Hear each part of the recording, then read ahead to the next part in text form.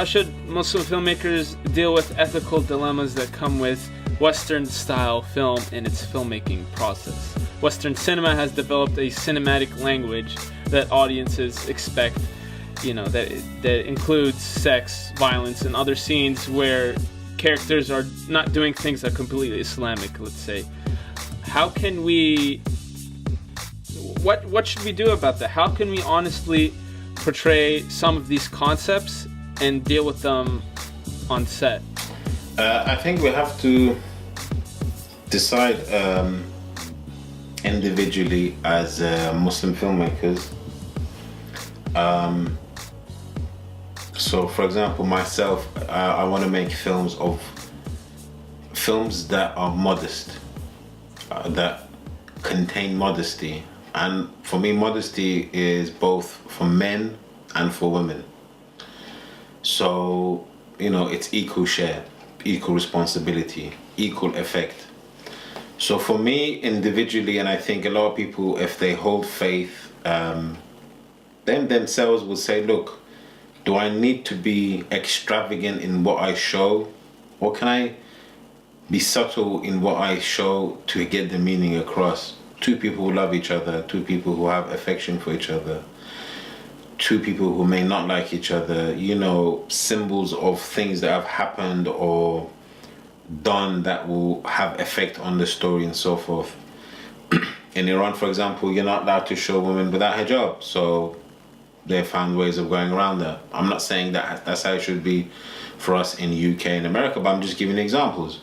They don't show any form of interaction, so physical contact or anything like that between man and woman, but you can find out when two people love each other in the film. So I think the cinematic language is for us to decide how we can utilize and how we can use. I don't think there is any I think if we want to be pioneers of modest cinema, so cinema that has value and beauty but doesn't show everything.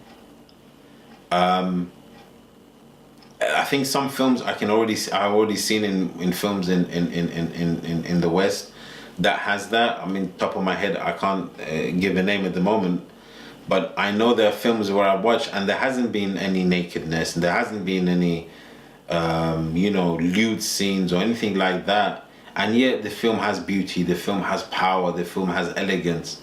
So I think it's a matter of the individual filmmaker deciding, what value do I want to bring to my production? What value do I want to bring to the story I want to tell? And what impact do I want to have? And what values do I want to maintain as a Muslim person who works in this industry? And that's for each individual, honestly, to decide. It cannot be a blanket ruling or a blanket advice for everyone, because each individual will have their own. There was recently, a couple of months ago, there was a Muslim journalist, a female, and she went and did an interview in a magazine called Playboy. Playboy, as everybody knows, is famous for showing naked women, and that's how it's made its money. For a year or so, it decided, we're not going to show any more naked women. We want to be, a magazine of quality, of importance, so forth and so on.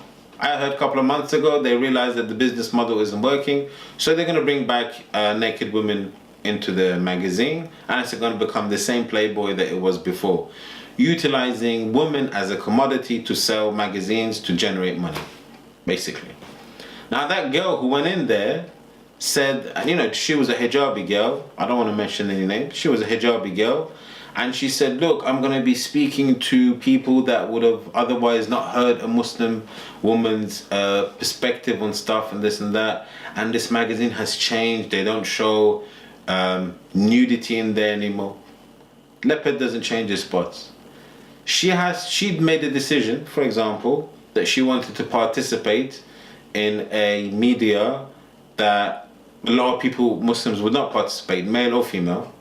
And that was a decision that she made. No one could make that decision for her. She decided to make it. A lot of people would not make it, but she's made it. Same thing applies to filmmakers. Either I can say, but I can make an excuse to do something, or I could make a conscious decision to decide to do something differently. I personally have, made that decision where films that I want to make, I don't want to show nudity, I don't want to show lewdness,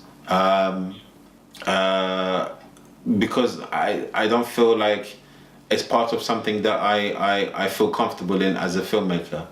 Someone else might do it. That's their decision. That's their freedom. And alhamdulillah, we live in countries where that freedom is there for them to decide. But I feel like whatever I make, a day will come when I leave this world, I have to answer for. So if I do make something that later on I'll say, okay, at that time it sounded like a good idea and it was normal in the context because everybody else was doing it, but the back of my head I said, you have different values, don't do it. I have to answer for that. So when I leave this world, I have to answer. I made a film that had this scene in it, or that scene, or had this content, or this theme, or that theme, or this story, or that story. So I think it's for each individual. They need to sit down, thoroughly think about what they stand for, why they want to go into film industry, why they want to go into popular culture, why do they want to become novelists, and then once they figured out the truth, they come to a truth for themselves, then they can go and voice what's inside of them to the audience. So I think I can only encourage to say to try to hold to modesty, whatever that is for you, and to try and be different to what has come before. Don't try to emulate, because sometimes emulation is not the best form of what did I say? Used to say plagiarism is the best form of flattery. Not necessarily. I think sometimes emulation is just emulation because you couldn't be bothered to think of outside the box. So myself, I would do that. I would try to think out of the box and try and figure out a way. And I would encourage others to do that. And I think that would make you stand out. If I think a lot of Muslim filmmakers did, I think, a lot of people think that sex and drugs and action sells. To some people it does, but you'd be surprised to how many more people it doesn't. I personally, I think if you ask maybe 100 women, when you go to the cinema, do you want to see like women made as a symbol of sex used to sell the film or to sell a scene or to sell something? Would that make you feel good? I guarantee you out of that 100, majority will say no. We don't feel comfortable. A lot of them, yeah, they don't feel comfortable, because to be honest, I wouldn't feel comfortable if a man was, being sexualized. If I see a man being sexualized on a billboard, half naked, selling underwear, I feel uncomfortable. So how much more uncomfortable do these women feel? They see it every day. So imagine if we, a group of people, come and say, no, we want to show respect to women. We want to show respect to men. We want to show respect to relationships, to the sanctity of relationships. We don't have to show everything. We can imply some things. We can, make people understand some things. I'm pretty sure that you'll be surprised that you find out what we thought was the norm and the successive way of things actually was not. And it's possible that being modest and having chivalry and having honor and courage are things that are romanticized about in books and novels and comics and films and songs, that people were like, oh wow, this is what I've been missing, this is what has been lacking. And you'd be surprised probably how many women will go and watch Muslim films then.